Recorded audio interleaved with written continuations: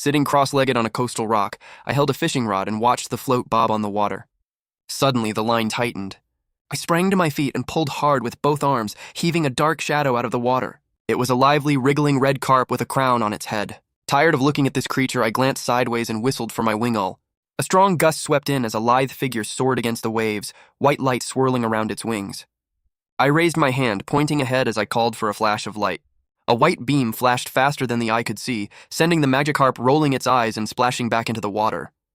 A crisp electronic chime sounded in my ears, announcing that I had defeated a wild Pokémon, earned 20 gold coins, and obtained perfect light. In my vision alone, a dazzling rainbow hue flew from the Magikarp into the soaring Wingull. A notification informed me that the strike hit a vital point, adding 0.2% to the move's bonus power, bringing it to its maximum limit of 200%. Wiping away my sweat, I noted that the move was fully boosted, though its exclusive additional effect had not activated. I gently stroked the swooping Wingull and praised its performance. It touched my cheek with its sharp beak, its eyes curving in joy at the praise. Hearing a call for dinner from afar, I responded, shouldered my fishing gear, and leaped off the reef.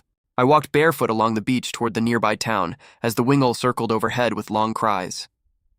I was 16 years old, living in Dewford Town in the Hoenn region, and nearing graduation from the trainer school in Rustboro City.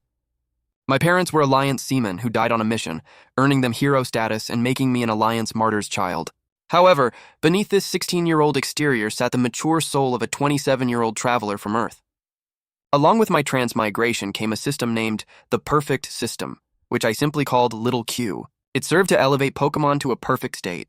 Beyond battle experience, defeating opponents yielded perfect light and system coins. Perfect light boosted a Pokémon's core stats to break through their natural limits, while also scaling up move power. When move power hit its maximum limit, it could unlock additional unique effects, though activation depended entirely on probability. The system affected me as a trainer too. Since I could not use perfect light, I accumulated personal skills instead. My status panel showed the charming trait, which greatly increased the affection of both Pokémon and humans. My appearance, resembling Sasuke, along with years of kindness toward Pokémon, likely triggered this trait. I also unlocked the Fisherman trait, guaranteeing a catch whenever I held a rod after catching countless Magikarp and Tentacool, as well as the Pokeball Thrower trait, which made thrown-round objects impossible to dodge. As for life skills, they could not be accumulated, saving me from ridiculous traits. The system included a shop selling everything from basic berries and Pokeballs to Megastones and Dynamax bands, though the prices were steep. It also offered utility functions like data scanning and item identification. As I strolled home toward the rising chimney smoke, my two young cousins rushed out, chattering around me. I smiled and greeted my uncle Shan Che, a muscular ranger for the Alliance who stood shirtless in the courtyard. Beside him, Machoki flexed its biceps right in front of my face, settling down only after I praised its build. My Aunt Macon called out gently from inside, scolding us to help with cooking. I set down my bucket and dashed into the warm house with my uncle following right behind. I carried a bowl of seafood mushroom soup to the table and called the kids inside. Aunt Macon took off her apron, patted my hair with a beaming smile, and praised me for being the most sensible one. I smiled softly and accepted the compliment. It was a warm, flavorful dinner filled with seafood soup, plum rice balls, fried pork cutlets, and seasonal tree fruits. Aunt Macon's cooking skills were superb. I swallowed the last bite of my rice ball, folded my hands softly, and thanked my aunt for the meal. When I offered to help clear the table, she pushed me away with a smile, encouraging me to go have fun instead. My uncle and aunt had always treated me like their own son. With no role to play in the kitchen, I went outside for a walk to digest my food. In the courtyard, my Wingull had already finished her pellet-shaped Pokémon food. While Pokémon can eat human food for its superior taste, it lacks the required energy, making berry-based food essential. I called out, and she flew over gracefully, landing on my shoulder. My body sank slightly under her weight. Though the standard average weight for a Wingull is around 9.5 kilograms, mine was well-developed and weighed over 20 kilograms. Taking on the weight, I led her along the shore with my younger cousins following close behind. Night fell, bringing a brilliant field of stars and a cool sea breeze. I walked barefoot on the beach, gazing at the seamless boundary between the sea and the sky. Dewford Town, located in the southwestern part of the Hoenn region, is a small tropical island with warm weather all year round. It hosts the local gym where Brawley awards the Knuckle Badge. Standing there, I felt a bit dazed. As a dedicated fan in my past life, I knew these details by heart from playing the Omega Ruby and Alpha Sapphire remakes. I never expected to end up in this world myself. Laughing into the night wind, I spread my arms, marveling at how amazing fate could be. I did not stay out too long since the tide was rising at night, and Wingle could not guarantee the safety of 3 people. Returning home, I went to my private room. Housing prices in a quiet place like Duford Town were low, so our family had plenty of personal space. Inside, I sat at my desk and carefully combed Wingle's white feathers. She closed her eyes and let out pleasant chirps, enjoying the care. Grooming is a vital way to deepen the bond and intimacy between a trainer and their Pokémon. Wingle was my starter Pokémon. Shortly after arriving in this world, I found her injured on the beach of Duford Town and brought her home, forging an inseparable bond over the years. To me, she was true family. As the night deepened, I leaned against my headboard, planning my future. After this vacation, I would graduate from the Junior Trainer Academy. 2 paths lay before me: enroll in the Advanced Trainer Academy or embark on a journey as a traveling trainer. The Advanced Academy offered superior teaching resources and networking opportunities, whereas traveling meant total freedom to explore different regions at the cost of hard labor and a lack of structured guidance. My choice was already clear. I was determined to travel. I had no desire to stay in a classroom, and I wanted to experience the beauty of this world firsthand. Furthermore, my system gave me a unique advantage that made school unnecessary. Most importantly, the tuition for the Advanced Academy was extraordinarily high, far beyond what my family could easily afford. The modest pension left by my late parents was best left untouched, and I refused to burden my aunt and uncle, especially with 2 younger cousins to raise. Unbeknownst to me, my uncle and aunt were discussing my future in their room. Uncle Shanche worried about the steep tuition costs, feeling it would be a waste for a top student like me to skip higher education. Aunt Macon teased him playfully before assuring him that she considered me her own child and fully supported my dreams. She joked that he would just have to work harder to support us all, teasingly pulling him close to start right away. Thanks to the house's excellent soundproofing, I remained completely unaware of my uncle's night, simply leaning against my headboard and gazing out at the starry sky. At the dinner table the next day, my uncle's voice suddenly rose. He shouted in disbelief upon hearing that I was going on a journey, rubbing his aching lower back with a sallow face and dark circles under his eyes. Meanwhile, my aunt looked remarkably radiant. She gently told me not to worry about money, insisting that they would find a way to pay for the Advanced Trainer Academy since it offered a better future. I felt a warm wave of gratitude for their kindness, but I still shook my head firmly. I explained that while school was considered a safe path by the public, it could never produce a true champion. I declared that I harbored grand ambitions and refused to settle for mediocrity. It was mostly a grandiose excuse to convince them, but it worked remarkably well. My uncle gritted his teeth, knowing I was dramatizing a bit. Yet he also recognized that I was a person of principle who never backed down once a decision was made. Feeling both relieved and proud that I was being considerate of the family's financial situation, he finally relented. He gave me 2 years to prove myself on the road, warning me that if I saw no results by then, I would have to return to school. When I jokingly promised to bring back plenty of badges, he scoffed and claimed he would wash his hair while doing a handstand if I managed to collect 4. After dinner, I took my Wingle out to train and grind for stats. I still needed to prepare for the final graduation exam at the academy. The top graduate would earn a special Pokédex and a starter Pokémon directly from Professor Birch's lab. The special Pokédex granted high official status and immense convenience during travels, while a league-bred starter was the ideal partner every novice trainer dreamed of. I was determined to take first place. My confidence stemmed from my Wingle. Opening my system interface, a semi-transparent blue screen displayed her detailed stats. At level 12, she possessed a bold nature, the hydration ability, and a moveset including Growl, Water Gun, Quick Attack, Supersonic, and Aqua Ring. Growl, Water Gun, and Quick Attack were already fully boosted to 200% power. Furthermore, her Water Gun had unlocked the exclusive additional effect called Sniper Rifle, which dramatically increased impact and penetration while guaranteeing critical hits against defenseless targets. Her Supersonic was recently learned at level 10, and her inherited egg move Aqua Ring still had a small gap left to max out. Thanks to these massive enhancements, I rarely met an equal at the academy. We headed down to the beach, where Wingull engaged 3 wild Tentacool. I ordered a Growl, and her melodic cry lowered their stats, surrounding them in a blue aura. Next, I commanded a downward Water Gun. 3 condensed jets of water shot out like sniper rounds, blasting the Tentacool high into the air. I snapped my fingers for a quick attack, and a white flash streaked across the sky, knocking all 3 out instantly. Rainbow specks of light flowed into Wingull, and 60 gold coins were added to my system balance. Satisfied with how easily we handled level 9 opponents, I looked around the empty beach. Since wild Pokémon did not infinitely spawn in one spot, I decided to head toward the mountain forests of Duford Town. The wild Pokémon there were more numerous and much stronger, providing the perfect training ground to finish boosting her Supersonic and Aqua Ring moves. I checked the supplies in my backpack and set off, with Wingull soaring above me and calling out into the sky. I followed the mountain road and disappeared into the forest. Although the woodland on Duford Island was not as vast as Petalburg Woods, everything in sight was lush and green. Taking a deep breath of the fresh scent of grass and trees, my lungs expanded comfortably. I broke off a tree branch to brush aside the grass ahead, knowing that forest ecosystems were dominated by bug-type Pokémon like Wurmple, Silcoon, or Cascoon, along with frequent appearances by Poochyena and Zigzagoon. Any wild Pokémon jumping onto the path met a swift strike from my Wingull. The outskirts were maintained by League Rangers like my uncle, so the local levels were quite low. Venturing deeper toward the unpopulated steep cliffs on the other side of the island, the wild Pokémon grew stronger. I strictly stuck to the official league routes, where wild Pokémon capped at level 15, making them manageable opponents. When a Poochyena blocked my path with a deep growl, I stepped back to give my Wingull room. To grind move power, I adopted a stall tactic.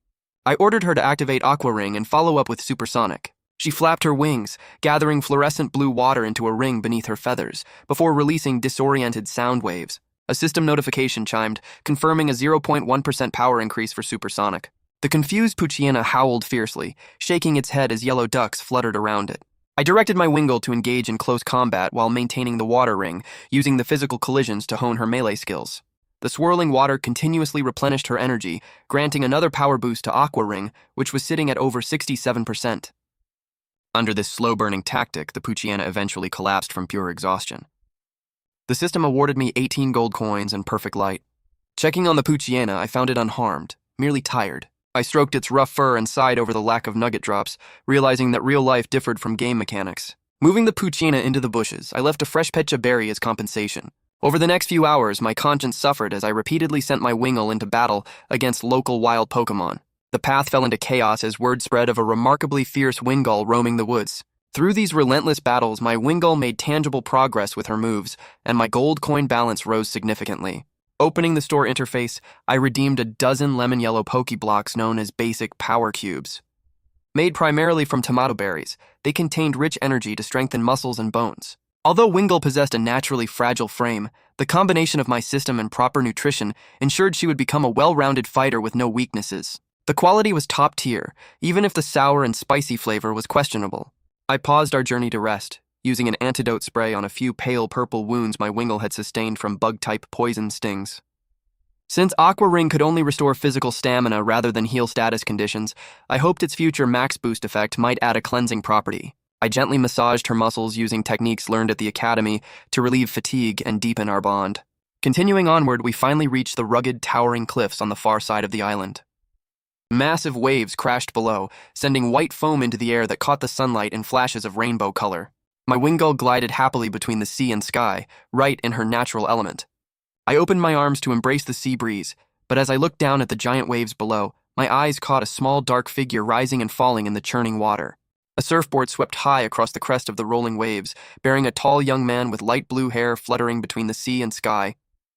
Beside him on the board stood a Meditite, perfectly balanced on one leg as the tip of the surfboard cleaved through the water. Silvery streaks plowed through the wave walls while white foam cascaded down like a waterfall. I watched with deep admiration from the cliff as the surfer executed a powerful, graceful descent. I recognized him immediately as Brawly, the gym leader of Duford Town, widely known as the giant wave of the fighting world. Walking down from the cliff to the beach below, I arrived just as he rode his longboard out of the sea. Seeing me, Brawly removed his goggles and recognized me as a child of the Shan Che family, calling me by name. I offered a polite smile, thanking him for remembering me in a small town like ours. Brawly shook his wet hair as he approached, his eyes lighting up when he noticed my Wingull. He praised her glossy feathers, strong muscles, and sharp gaze, clearly impressed by her condition. Accepting the compliments with a smile, I was caught off guard when he eagerly suggested a private sparring match. He pulled a Pokeball from his belt, assuring me he would use a newly bred Pokémon rather than his main team. Realizing this was a rare opportunity to battle a gym leader, I accepted and focused my gaze. Brawly threw his ball to reveal Makuhita, a yellow fighting-type Pokémon wearing gray boxing gloves. Opening my system interface, I scanned its stats instantly, seeing that it was a level 13 Makuhita with a docile nature and the Thick Fat ability. With full information on my opponent, I knew I held the upper hand, even if my Wingull had not yet learned any flying-type moves to capitalize on type advantage. I commanded my Wingull to take flight, and Brawly gave the green light for an open battle without strict rules. We issued our opening orders simultaneously, calling for quick attack and focus energy.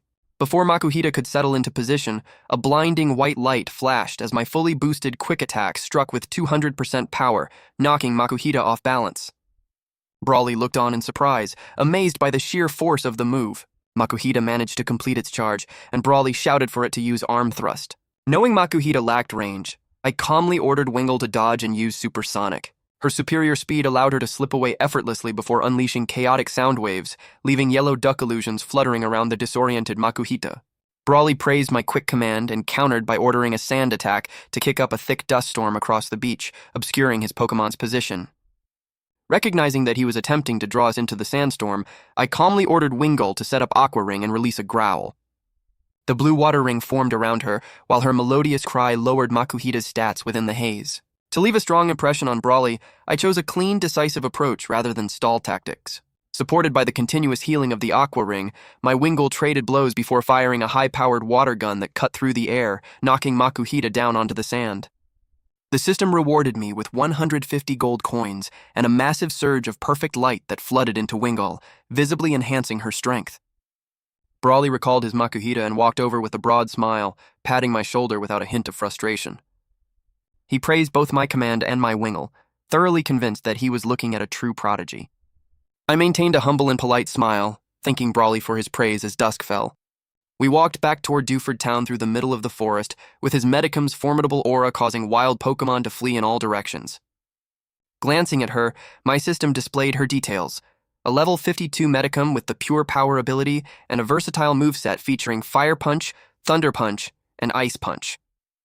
Looking at her stats, I felt a surge of envy, wondering how long it would take me to reach the level of a gym leader.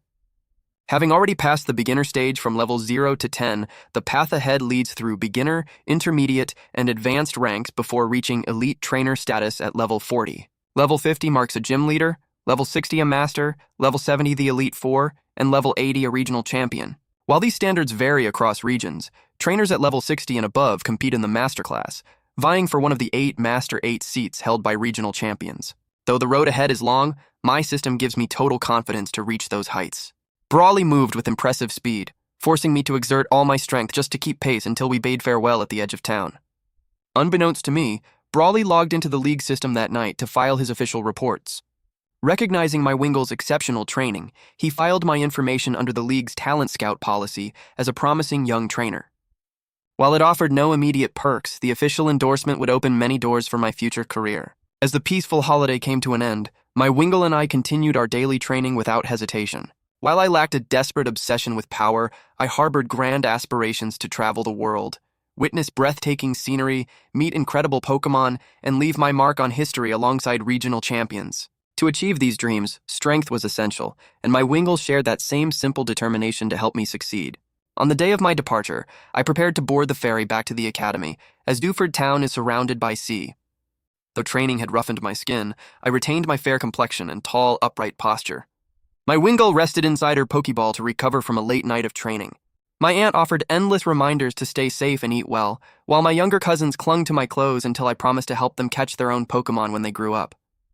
Uncle Shanche patted my shoulder heavily, brimming with pride, and quietly told me to ask if I ever needed money. When I teased him about his private stash being confiscated, he proudly claimed that a mature man always keeps hidden reserves. I said my final goodbyes to my family, had my ticket checked, and walked up the gangway carrying a heavy bag filled with their love. Standing on the deck as the ferry sounded its horn, I leaned against the railing and waved to my family on the shore.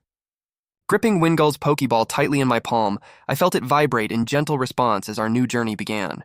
The Goldfish Ferry docked at a port on the outskirts of Petalburg. After disembarking, I needed to take the new energy train, jointly developed by the Devon Corporation and the Mauville Gym, along Route 104 to Rustboro City. Since the successful operation of the Shinkansen line connecting Kanto and Jodo, the Hun region had begun building its own regional rail network. However, due to Hoenn's complex topography and scattered islands, these new energy trains only operated between a few major inland cities. Presenting my student ID from the Junior Trainer Academy, I secured a half-price ticket, sat back in my seat, and closed my eyes to rest. I had seen the scenery along this route too many times for it to hold any novelty. The train drastically shortened my travel time back to school, sparing me from navigating the depths of Petalburg woods. The tracks were mostly elevated far above wild Pokémon habitats to protect the natural ecosystem. Rolling my stiff neck, I silently missed the high-speed rail from my past life, as this new train fell far short in both speed and comfort. Buffeted by strong winds, the train finally came to a halt at Rustboro Station. Strolling onto the platform, I spotted the city's massive promotional banner displaying its slogan, "A city striving for the integration of nature and science." Rock-colored buildings rose and fell against the dimming sky, illuminated by flickering neon lights. Taking a deep breath of the familiar urban air, I walked alongside my Wingull, as small Pokémon were permitted to accompany their trainers throughout the city streets. Rustboro City was one of Hoenn's most developed hubs, housing the world-famous headquarters of the Devon Corporation and protected by the local rock gym. The gym leader, Roxanne, was someone I knew quite well. Nicknamed the top student, she also taught classes on type matchups at our academy. Since I consistently held the top academic spot, she held me in high regard for my diligence. I had leveraged that good relationship to build a solid reputation, which earned me plenty of quiet perks at the academy. With the hour growing late, I quickened my pace, rounded the gushing courtyard fountain, and greeted the gatekeeper. Smiling warmly, he opened the dormitory door for me, and I responded enthusiastically. Being a polite, top-ranking student always carried distinct advantages. Inside our 4-person room, my 3 roommates were busy cleaning. Seeing me push open the door, they greeted me with warm smiles after our long break. I joined in to tidy my bed while chatting with them. They hailed from Rustboro, Petalburg, and Oldale, each possessing some family background within the Pokémon League. After a quick cleanup, we went out to grab dinner. None of us would remain in this room for long, as our graduation exams, consisting of a written cultural test and live Pokémon battles, were scheduled for the day after tomorrow. Afterward, we would all go our separate ways to travel or pursue further studies. Instead of sadness, the atmosphere in the room was charged with eager anticipation for the future. AG, a tall boy from Petalburg, mentioned his plans to study breeding techniques at an internship arranged by his family. Marvin from Oldale smiled as he shared his goal of joining the Ranger Academy. Morin, hailing from a wealthy Rustboro family and ranking second only to me academically, was aiming for the Advanced Trainer Academy. All 3 looked at me with a touch of envy, drawn to the absolute freedom of a traveling trainer's path. As the night deepened, discussion naturally turned toward the upcoming exams that would dictate our futures. AG shrugged, admitting he only cared about passing since battles were not his strength, while Marvin hoped for a solid rank. Morin turned to me with a serious expression, asking if I was set on taking first place. Resting my hands behind my head with a confident smile, I confirmed that the top spot was my only goal. None of them were surprised, as they had long recognized my academic and battle record. Morin handed me a bag of snacks, warning me that the students ranked behind me were putting in extreme effort to knock me off my perch.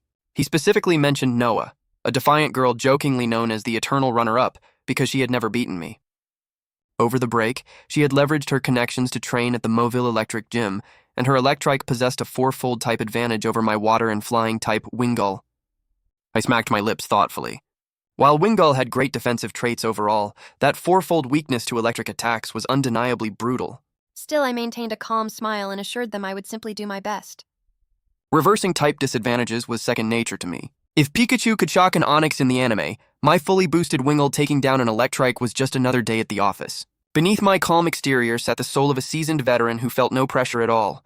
By the second day, all 86 graduating trainees had arrived. Because our public academy was directly affiliated with the League, the student body consisted entirely of descendants of League staff. Before the exam, I bumped into Roxanne in the hallway. Holding a textbook with her ribbon-like hair falling smoothly over her shoulders, she offered a gentle smile and wished me luck on achieving a satisfactory result. I thanked her warmly, adding that I would soon be visiting her gym to claim my official badge. The cultural written exam began shortly after. Once we entered our assigned testing rooms, all Pokeballs were surrendered to prevent any form of cheating. As the fresh paper smelling of ink was handed out, a brief wave of nostalgia swept over me, making me feel as though I were back in a classroom from my past life. Calming my mind, I scanned the questions covering type matchups, move dynamics, berry identification, and league policy. Only the final essay on battle tactics pushed slightly beyond the standard syllabus. My pen flew across the page without pause. Seeing my absolute confidence, the struggling students around me began breaking out in a cold sweat, looking at me as if we were taking entirely different exams. No matter what world you are in, exams are never pleasant. Learning can be enjoyable, but testing is pure agony, even for an academic genius from another world.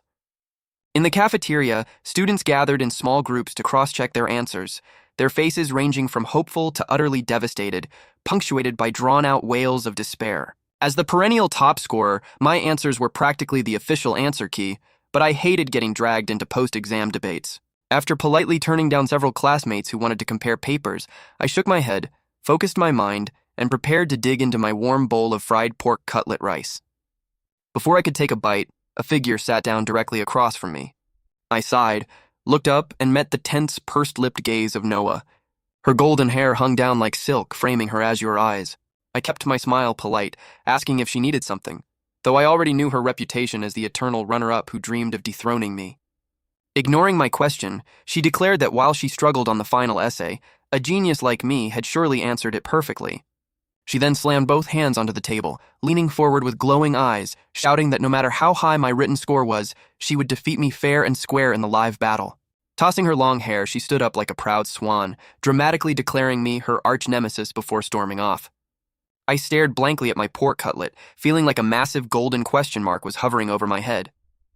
I wondered if she had bitten a high-voltage wire while training at the electric gym, leaving her brain permanently fried.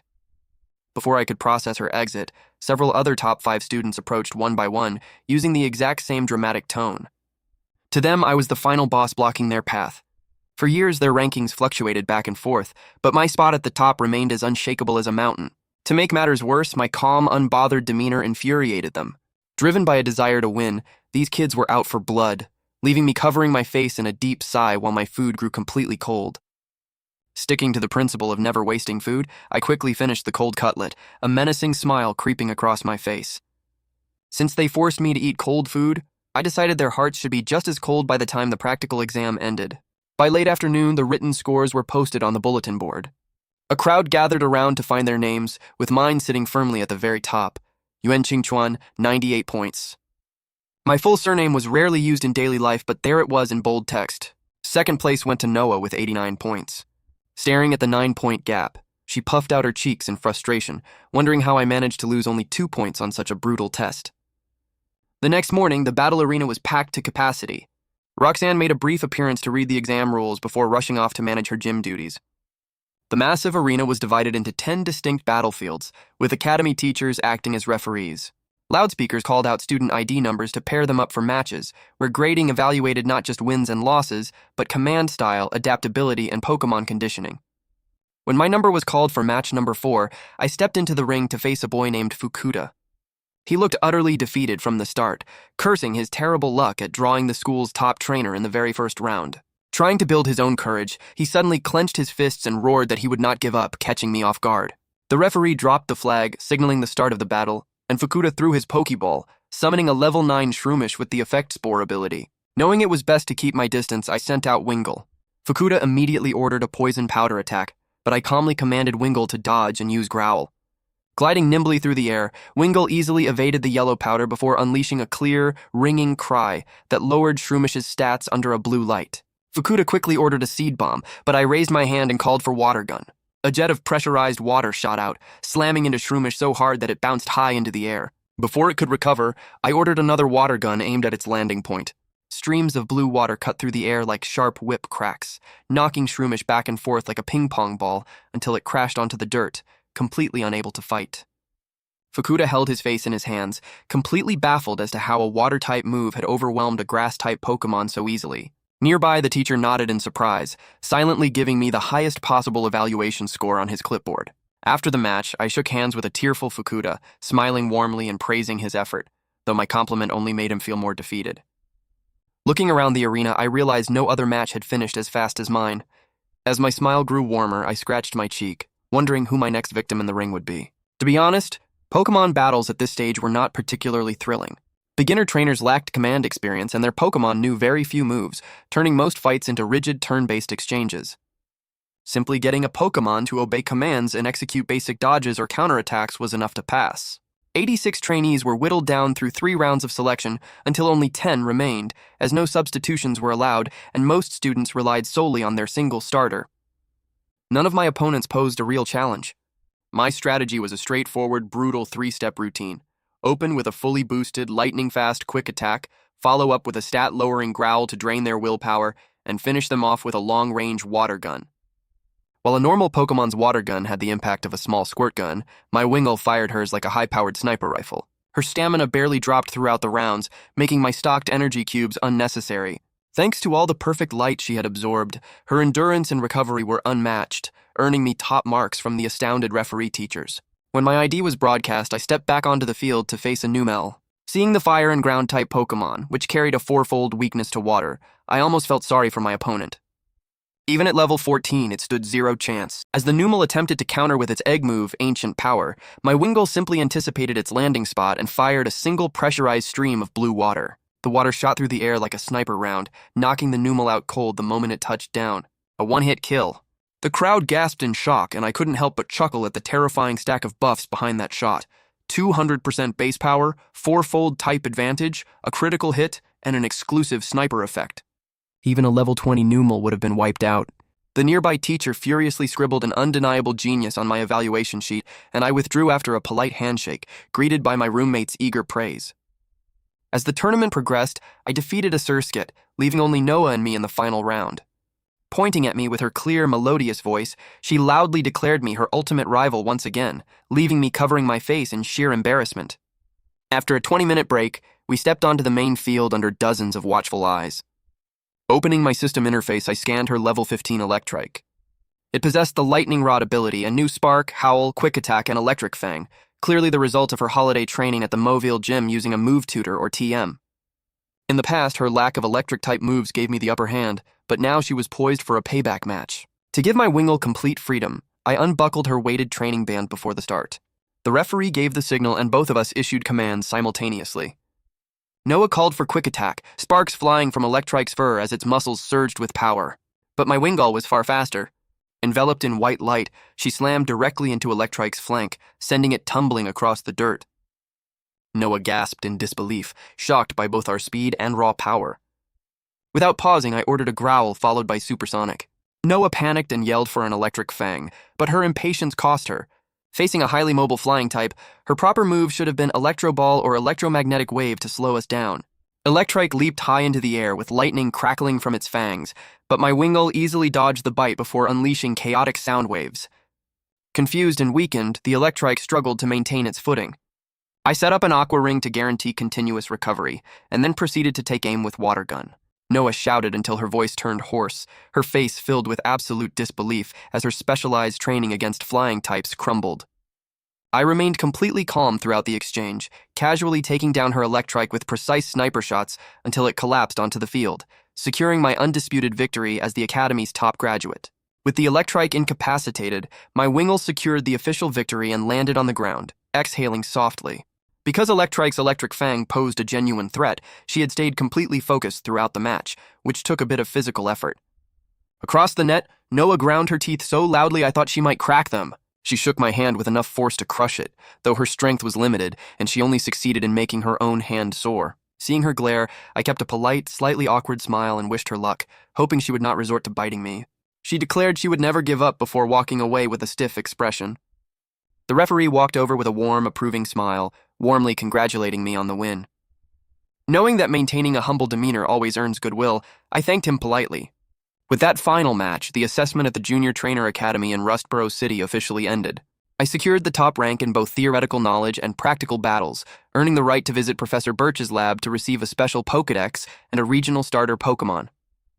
Inside Roxanne's office, she reviewed my battle evaluations and exam answers, nodding in genuine approval. She confirmed that she had already emailed Professor Birch's research institute so they could prepare my Pokédex and starter. She advised me to head over as soon as possible with my student ID, assuring me that the professor was very easygoing. Before I left, she opened her desk drawer and presented me with a smooth, sharp-edged hardstone she had personally dug up, offering it as a graduation gift to boost rock-type moves. I accepted it with a smile, bade farewell to the teachers, and quietly left Rustboro City. My Wingull hopped along beside me like a free-range chicken, her white feathers gleaming with the light of a flying gem I had just purchased for her from the system shop. Winning against human trainers yielded far more shop coins than defeating wild Pokémon, allowing me to be generous. Since she was close to mastering Wing Attack, the gem would help her tune into flying-type energy. To reach Professor Birch's lab in Little Root Town, I took the train back to Petalburg City, followed by a short bus ride to Oldale Town. Stepping off the bus into Oldale Town, I took a deep breath of the rain-freshened air. The town was peaceful, surrounded by vibrant greenery and blooming flowers, But since I had no plans to settle down there, I walked straight through the center and crossed into Route 101. The path along Route 101 was short and gentle, as the League routinely swept the area to keep powerful wild Pokémon away from new trainers. Along the way, we picked up a few extra move boosts and shop coins before spending a quiet night camping in the wild. By the next morning, with dew clinging to my shoes, I caught my first glimpse of Little Root Town, the place known as the town that cannot be dyed any color. Standing at the threshold where my gaming memories met my current reality, I smiled, ready to begin my true journey and meet my new partner. I was no stranger to Little Root Town. Whether playing the original generation games or their later remakes on screen, my journey had always begun in this tiny settlement. In those games, my character arrived tucked inside the back of a swaying moving truck. Now, actually stepping foot onto this familiar yet foreign soil filled me with a deep, surreal emotion that only I could truly appreciate. Professor Birch's research lab occupied a vast stretch of land in the southern part of town, its massive structure standing out immediately. The gray exterior walls exuded the cold, precise atmosphere of a high-tech facility, though the beige roof paint added a touch of warmth. High up on the facade, the red and white Pokémon League emblem gleamed brightly. A regional Pokémon professor held an extraordinary status within the League, revered everywhere as a top authority. After quickly tidying my appearance in the warm sunlight to present a clean, polite impression, I walked straight toward the main gate. At the entrance, I presented my student ID to the guard on duty. My eyes briefly drifted to the large Mightyena resting at his side. The Dark-type Pokémon had a gleaming coat, powerful muscles, and a high level, serving as the alert sentry with an exceptional sense of smell. Using a level 36 Pokémon and a high-level trainer for gate duty seemed like a massive luxury, but considering the value of the lab's research, it was completely justified. The guard quickly radioed inside, and within moments, a researcher in a white lab coat rushed out to greet me warmly, introducing himself as Kazuhiko and mentioning that Roxanne had already emailed them about my top academy scores. I thanked him modestly as he guided me into the sleek, climate-controlled facility, reassuring him that I was just happy to arrive before the professor left for field research. We hit it off quickly during the short walk down the sterile white hallways. Stopping outside a set of double doors, Kazuhiko pointed inside and told me I could head right in. I pushed the door open to find a broad, heavily bearded man organizing files behind a large desk. He wore baggy shorts and flip-flops, exuding a completely relaxed and unconventional style. Looking up with a hearty laugh, Professor Birch welcomed me in, poured me a glass of water, and immediately gave me an enthusiastic thumbs up for my outstanding academic record. He picked up a red phone-shaped device and a tray holding 3 Pokeballs.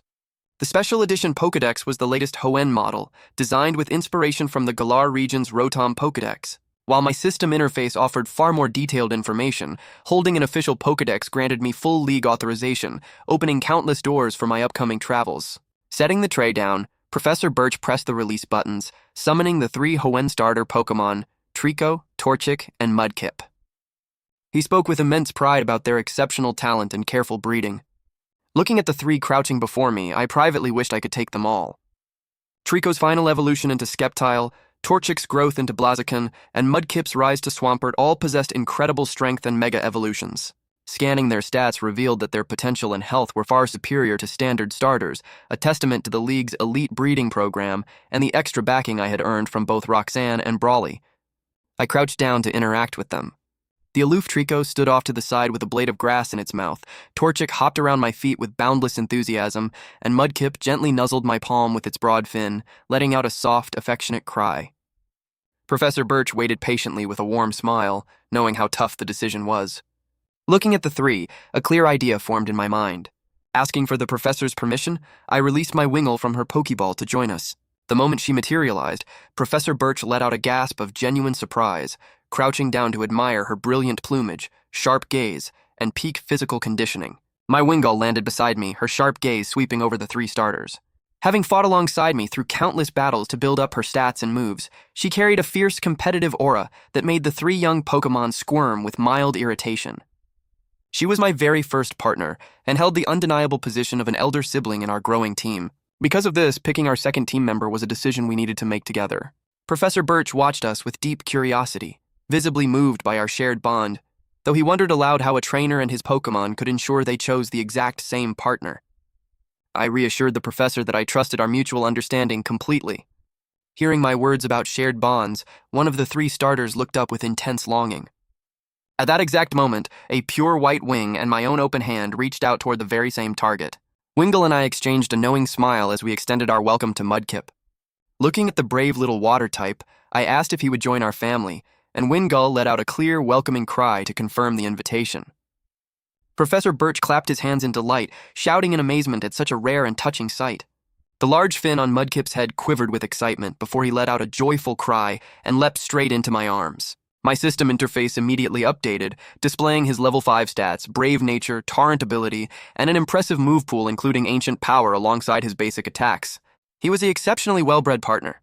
Smiling warmly, Professor Birch handed me Mudkip's Pokeball to formalize his registration onto my team. Instead of rushing out, I stayed to chat with Professor Birch. Drawing on the unique concepts and insights from my past life, I shared a few unexpected ideas on Pokémon ecology that left the professor completely astonished. Struck by my perspective, he eagerly invited me to stay at the lab as his student to pursue a career in Pokémon research. While training under a regional professor was a prestigious path that could lead to great renown, my heart yearned for the open road. I wanted to travel freely across the region and experience the life of an active trainer, so I politely declined his offer. Understanding my ambitious nature, Professor Birch held no resentment and handed over my special edition Pokédex. He helped me link it to the League network by scanning my iris, fingerprints, and personal data, securing it under my official identity. Before I departed, his expression turned serious as he asked me the same question he posed to every departing trainer: what Pokémon truly meant to me. Placing my hands on the heads of Wingull and Mudkip, I answered thoughtfully that Pokémon were like family to me, an extension of my life that I could trust unconditionally. Pleased with my sincere answer, Professor Birch patted my shoulder heavily, advising me to hold fast to those values as I faced the uncertain challenges of the open world. After enjoying a warm lunch with him, I spent the afternoon exploring the Institute's breeding grounds, observing diverse Pokémon species from various regions, and picking up valuable caretaking tips from the staff. By late afternoon, I bade farewell to Professor Birch, stepping onto the sunlit trail as he waved goodbye, ready to begin the next chapter of my journey. After leaving Professor Birch's research institute, I followed Route 101 and temporarily settled in Oldale Town. My main goal here was to train my new partner and build a strong rapport with Mudkip. While exploring the knee-high grass, a familiar Poochyena skillfully leaped out and bared its teeth at us. Scanning its details, I saw it was only level 3, which was ideal. A newly joined Pokemon's first opponent shouldn't be too strong, as early victories are essential for building confidence.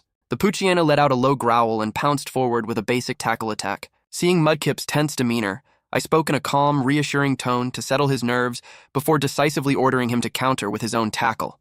Encouraged by my command, Mudkip charged straight into the wild Pokémon. A muffled thud echoed through the grass as Poochyena was knocked flat onto its back, rolling across the ground. Mudkip was a league-bred starter with naturally superior stats and immense physical strength, far outmatching a weak wild opponent. Following up immediately, I commanded Mudkip to suppress the target with water gun, drenching the Poochyena until it was completely unable to fight. As the faint glow of perfect light absorbed into Mudkip, I rewarded him with lavish praise, watching his dark eyes light up with excitement. My system credited 15 gold coins, and I guided Mudkip deeper into the woods with Wingull providing aerial reconnaissance overhead to snipe any potential threats. Battle after battle, Mudkip adapted to my instructions with impressive speed. His league-bred background showed in his quick reaction times, sharp focus, and unyielding determination. Facing a Zigzagoon, I commanded Mudkip to use ancient power. He shook his head fins, gathering dark rock-type energy to hurl floating pebbles that buried the wild Pokémon on the spot. My blue system panel flashed, showing incremental power boosts across all his moves, including Water Gun, Tackle, Growl, and Ancient Power. His progress speed and concentration were notably higher than Wingull's when she first started. After half a day of continuous battles, I checked the time and decided to stop. Although Mudkip remained highly energetic, his physical body had reached its limit, and pushing further would cause harm. Setting up camp in a small clearing, I spread out a waterproof sheet and laid Mudkip across my lap. Utilizing my accumulated Pokémon massage skills, I used my fingertips to knead his stiff muscles. Mudkip let out a comfortable purr, relaxing so completely he felt like a puddle of blue jelly on my lap, while my system confirmed another minor boost to my massage relaxation efficiency. Satisfied, I set Mudkip down and began preparing lunch. I chopped fresh berries to mix into standard Pokémon food, drizzled it with fermented Skiddo yogurt, and served energy cubes. Mudkip preferred spicy flavors like sherryberry blends, while Wingull favored sweet and sour. For Mudkip's specific physical development, I mixed Moo Moo milk with calcium supplements to aid his bone density and muscle growth, setting him up to eventually become a massive, powerful Swampert. Mudkip buried his head in his bowl, eating noisily to replenish his depleted energy after a non-stop half-day of intense training. Feeling a surge of sympathy for the exhausted young partner, I added another spoonful of food to his dish. Watching him devour his meal made me wonder if I should take up cooking courses, much like Siebold of the Kalos Elite Four, since preparing specialized Pokémon food, energy cubes, poffins, or even mac soup was a valuable skill for any serious trainer. My wandering thoughts were abruptly cut short by a rumbling noise echoing from a nearby hill. Shading my eyes, I spotted a rolling cloud of dust carrying a group of gray spherical shapes straight toward our camp. A level 16 Graveler led the charge, flanked by several Geodude around level 10. Seeing a Graveler at such a low level was not surprising, as wild Pokémon often evolved prematurely out of an urgent need to survive harsh conditions, even if early evolution meant sacrificing some long-term stat potential. Unfazed by the incoming boulder-like Pokémon, I knew their dual rock and ground typing made them 4 times weaker to water-type attacks. Sensing danger, Mudkip immediately stepped in front of me with his fin raised, but I patted his head with a smile, telling him to sit back and watch his older sibling demonstrate real power. Wingull swooped into the sky as I commanded a water gun. She unleashed a roaring stream of azure water that struck the leading Graveler with deafening impact. The sheer force stopped the 200-kilogram boulder in its tracks, sending shockwaves through the air and causing the trailing Geodude to crash into one another. Graveler's sturdy ability flashed white to prevent an instant knockout, but Wingull followed up immediately with another whistling jet of water, wiping out its remaining health while easily taking down the rest of the group. As a shower of gold coins and perfect light absorbed into Wingull, she landed gracefully on a nearby branch. Mudkip stared in absolute shock, completely stunned by the realization that a water gun could function like a high-powered sniper rifle. Trying it himself, he squirted a gentle stream of water that dropped harmlessly onto the dirt. I picked him up with a laugh, reassuring him that with time, proper training, and system boosts, he would achieve the exact same terrifying power. Wingull landed beside us and tapped Mudkip's head reassuringly, signaling that he could trust in our trainer's guidance. Leaving the two to bond, I walked over to the defeated Graveler family, applied basic wound medicine to treat their injuries, and casually detached a hardstone from the leader as a rewarding bonus from the battle. Humming a cheerful tune, I returned to Oldale Town alongside my 2 Pokémon after several productive days in the wild. Our rapport had grown significantly, and their strength had increased as well, bringing Mudkip to level 8 and Wingull to level 15. As levels rose, accumulating energy and experience naturally required more effort, and forced growth through expensive shop items like rare candies was neither affordable nor ideal for their long-term health. Before setting off, I replenished our supplies at the Pokemart and sold a few wild items, including hard rocks and a surprisingly valuable large mushroom. I couldn't help but marvel at the odd niche markets out there, but making a handsome profit off a wild mushroom was a welcome boost to my funds. Checking my backpack to ensure we were fully stocked on potions and medicine, I left Oldale Town and began hiking toward Petalburg City along Route 102. This time, I chose to travel on foot, eager to explore Hoenn's vibrant landscape firsthand. Route 102 was bustling with a wide variety of trainers, ranging from academics and travelers to young bug catchers and shorts-wearing boys. Since formal academy educations were expensive and long-distance travel demanded immense self-reliance, many local trainers simply operated between nearby towns, challenging passers-by to sharpen their skills and earn extra cash. I welcomed every battle challenge along the trail. Eye contact was the unspoken signal to fight, and defeating human trainers yielded far more perfect light, system coins, and official league pocket money than wild encounters. Raising Pokémon was an expensive endeavor, and while my system shop alleviated some financial burden, every bit of prize money counted. Gathering my thoughts, I focused on my latest opponent, a tense boy named Chiron from the Galar region. He sent out a rare steel-type Galarian Meowth at level 11, featuring sharp eyes and thick, iron-like fur. I chose Mudkip for the match. Though 3 levels lower, Mudkip was brimming with motivation, and I refused to dampen his enthusiasm. Lacking a formal referee, I flipped a coin to start the match. Chiron immediately ordered Fake Out, but having anticipated the opening move, I had Mudkip assume a firm defensive stance to minimize the flinch effect. The moment Galarian Meowth lunged forward with its claws, Mudkip absorbed the blow, harnessed his immense innate strength, and retaliated with a devastating rock smash straight into Meowth's torso. The sheer force sent the Galarian Meowth flying back with a painful cry. Seizing the upper hand, I unleashed a relentless sequence of concise, powerful commands, leaving no room for a turn-based recovery. Mudkip blinded Meowth's vision with a point-blank water gun before closing in to deliver a decisive final rock smash to its forehead. While Chiron panicked and shouted frantic instructions that only confused his partner, my calm, precise directives guided Mudkip seamlessly. Meowth collapsed to the ground, allowing Mudkip to absorb the floating perfect light as my store balance ticked upward. Breathing heavily, Mudkip let out a victorious cry while my system interface flashed, confirming a 2% increase to my overall trainer command efficiency. A trainer's individual abilities can gradually accumulate and amplify, creating impressive bonus effects. The boost from my recent command efficiency was already visible in my Pokemon's lightning-fast reaction times, and my encouraging words held a noticeable psychological impact on them. With enough time and accumulation, high-level trainer miracles, like calling out for a Pokemon to dodge or endure a hit at the absolute last second, would become second nature to me. The thought of a Pokemon surviving a lethal blow on sheer willpower alone made me both amused and intrigued, though I knew activating these high-level command bonuses required consistently brilliant tactical execution rather than simply steamrolling weaker opponents.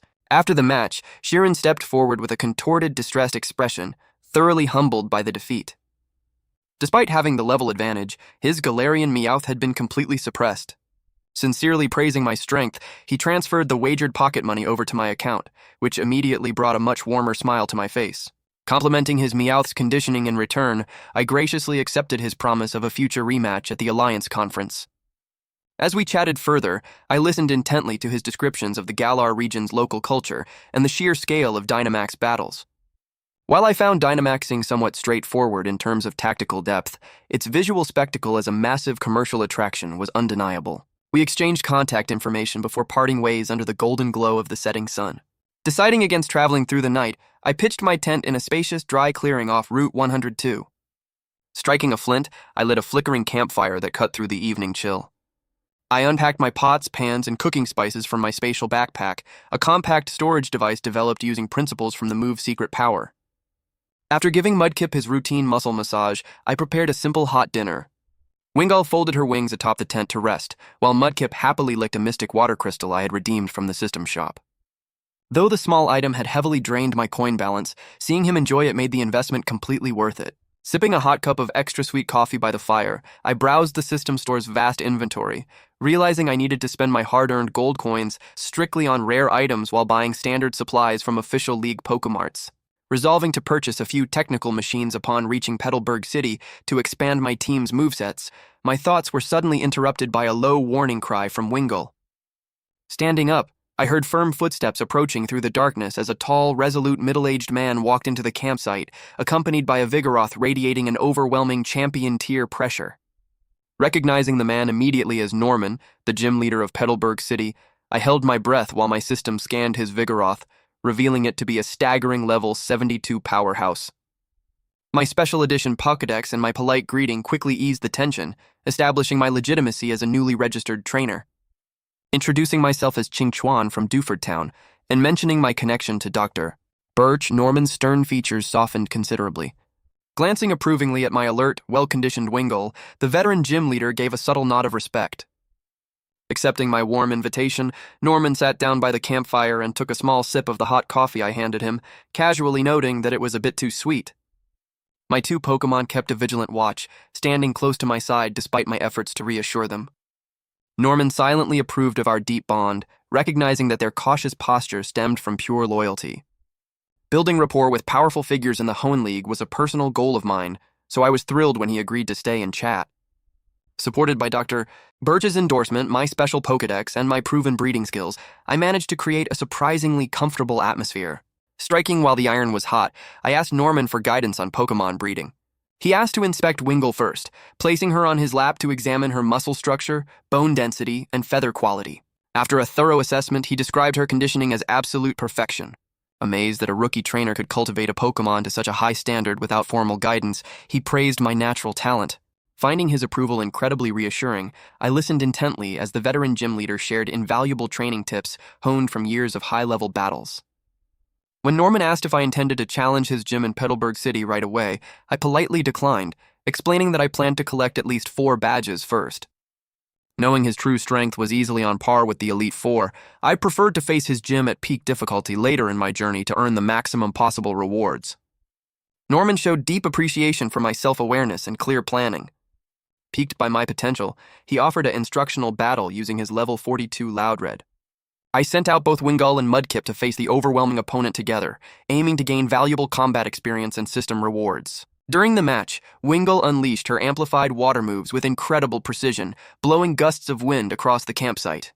Norman watched in amazement, inwardly astounded that a young trainer could modify move mechanics so effectively at such an early stage. I felt no need to hide my system-boosted move bonuses, knowing that Pokémon biology was naturally full of miracles that defied rigid scientific explanation. By actively building strong ties with respectable league figures like Norman, I knew I could safely grow my strength under the league's protection, quietly preparing for any future threats that might cross my path. Wingull and Mudkip collapsed to the ground, panting heavily from complete exhaustion. Loudred had sustained a few minor scratches, but Norman's level 42 Pokémon was simply beyond our current reach.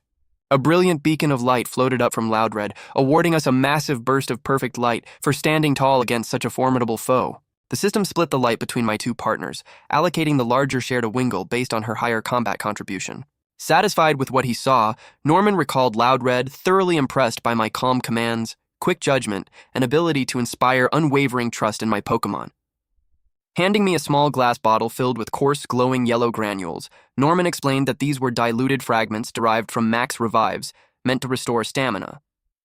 I gratefully accepted the gift and fed a tiny portion to each of my Pokémon. Almost instantly, their fatigue vanished, and their eyes lit up like bright light bulbs. Reinvigorated to an absurd degree, they took off into the air and bounced around, ready for another 300 rounds. Norman coughed lightly, clarifying that these high-potency crystals were tailored for his own elite team and advising me to dissolve them in water for future use. I gladly kept the precious bottle, deeply touched by the generosity of the Petalburg gym leader. After offering a few final pieces of advice on training and strategy, Norman prepared to head back to Petalburg City. He looked at me intently, expressing his anticipation for the day I would officially challenge his gym, before mounting a massive, level 72 Flygon and taking off into the night sky. As the green streak of light vanished, I smoothed down my wind-ruffled hair and saved Norman's contact number into my special Pokédex. Adding his name alongside Roxanne and Brawly felt like unlocking rare character cards in a collection game, and I knew this Pokédex was priceless. My joy was short-lived when I tried to play wrestle with my two hyperactive Pokémon to drain their endless energy, only to end up with cramped legs while they remained completely untired. Realizing human stamina was no match for a Pokémon fueled by elite-grade revival fragments, I sprayed a perimeter of insect repellent around the campsite and retired to my tent. Outside, Wingull and Mudkip agreed to take turns hunting wild Pokémon and guarding my sleep. As I drifted off, system notifications echoed in my mind, granting me gold coins, perfect light, and new milestone progress in autonomous battle ability, while my partners turned Route 102 completely upside down. The morning sun pierced through the thin forest mist, plating my hair in gold. I stretched my stiff joints, took a deep breath of the crisp air, and downed a steaming cup of coffee to wake myself up completely. After their wild night, Wingull and Mudkip were resting inside their Pokeballs. Reviewing my system notifications, I smiled in pleasant surprise upon seeing that my partner's independent battles had been registered under my personal milestones, boosting my store balance and perfect light. Skillfully packing up my tent, dousing the campfire and spraying on insect repellent, I slung my spatial backpack over my shoulder and strode onward. A few days later, I arrived in Petalburg City, dusty and travel-worn from my time on Route 102.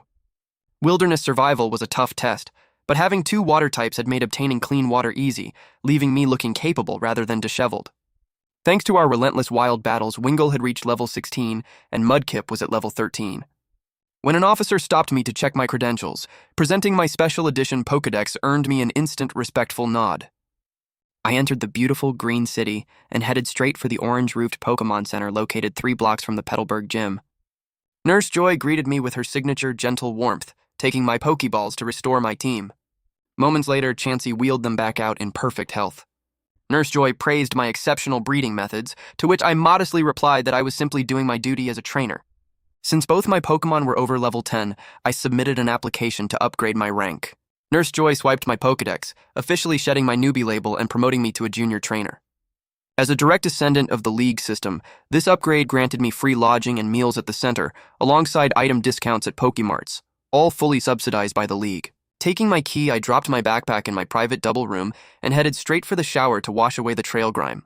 Steam filled the bathroom as Wingull and Mudkip gathered around my feet, happily letting me lather them with specialized Pokemon soap.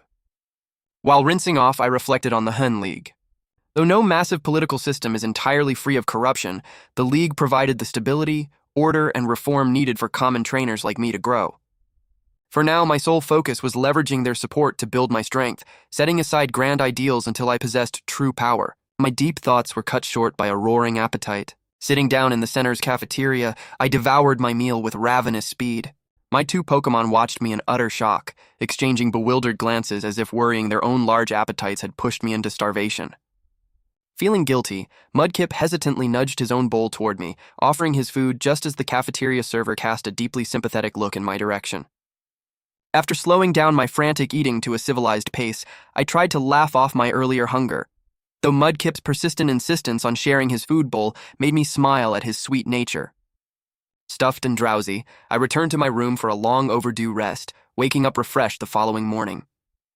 Ready to upgrade my team's arsenal, I headed straight to the blue and white Pokemart to browse technical machines. Rain Dance was my top priority for Wingull to prepare for her future evolution into Pelipper, while Mudkip could eventually benefit from heavy-hitting water moves like Scald, Waterfall, or Liquidation, though my limited funds meant prioritizing carefully. Because my Pokédex holder status granted me a 50% discount alongside a free TM reward for reaching the junior trainer rank, I eagerly checked the catalog. The clerk confirmed they had just received weather TMs, allowing me to redeem Rain Dance as my free reward. While standard TMs had limited uses and risked failure on less compatible Pokémon, my system bypassed these restrictions entirely, guaranteeing a 100% success rate and allowing multiple Pokémon to learn from a single disc. While I was selecting additional TMs, a shady man in a trench coat approached me, whispering an offer for cheap black market move discs. Spotting the risk of low-quality counterfeits that might fail system recognition, I baffled him with a sarcastic remark and walked away just as store security noticed him.